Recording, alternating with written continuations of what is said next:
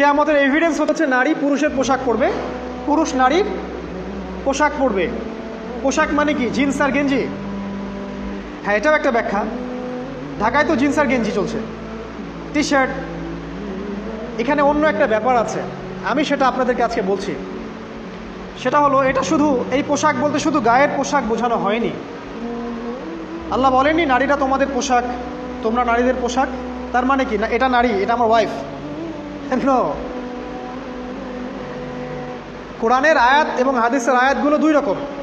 মুহকামাত যেগুলো স্পষ্ট, মুতাশাবিহাত যেগুলো অস্পষ্ট, যেগুলোকে তাউইল ব্যাখ্যা করতে হয়। আর তাউইল কারা করবে? যাদেরকে আল্লাহ জ্ঞান দিয়েছেন তারা করবে, সবাই করবে না।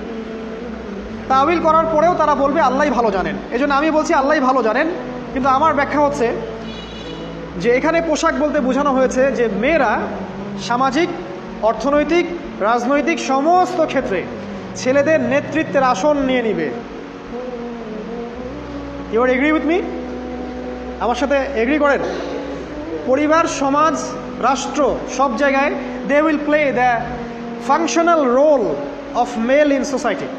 তারা সমাজে পুরুষের ফাংশনাল রোলটা প্লে করবে, আর পুরুষ নারীর জায়গায় চলে আসবে। ওই যে পিছনে গিয়ে ইয়াস স্যার সামিয়ানা ও আনা, এই হবে অবস্থা।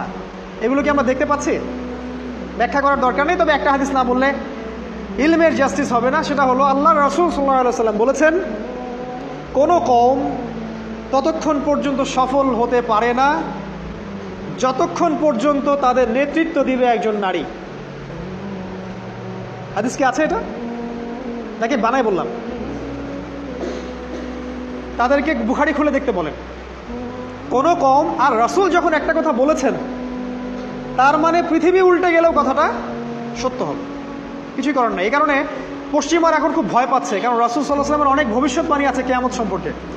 ওরাও এখন খুব ভয় পাচ্ছে, ওভার কনসিয়াস, যে এগুলো তো হতেই পারে। এটাকে ঠেকানোর যত পদ্ধতি তারা অবলম্বন করছে, কিন্তু লাভ হবে না। প্রতিটা ইস্যু ওদের বিপর্যয় ডেকে আনবে। যে কোনো ইস্যু হোক, সেটা প্যালেস্টাইন বা কাশ্মীর হোক, সেটা আফগানিস্তান বা পাকিস্তান বা বাংলাদেশ বা বার্মা, কোনো ইস্যুই তাদের জন্য কল্যাণ বয়ে আনবে না। যদি কল্যাণ বয়ে আনে, শুধু মুসলিমদের জন্যই আনবে, কারণ প্রতিটা অন্ধকারের পিছনে একটা সোনালী সকাল আছে। এটা ওরা জানে না, কিন্তু কোরআন এবং হাদিস এটা আছে। অতএব কেউ ধৈর্যহারা হবেন না, ধৈর্যহারা হবেন না, এবং অধৈর্য হয়ে কোনো ইনিশিয়েটিভ নেবেন না, এমন কোনো ইনিশিয়েটিভ নেবেন না যার কারণে উম্মার ক্ষতি হয়। কারণ সামনে যে সময়টা আসছে এটা আমাদের বিজয়ের সময়, ওদের বিজয়ের সময় নয়।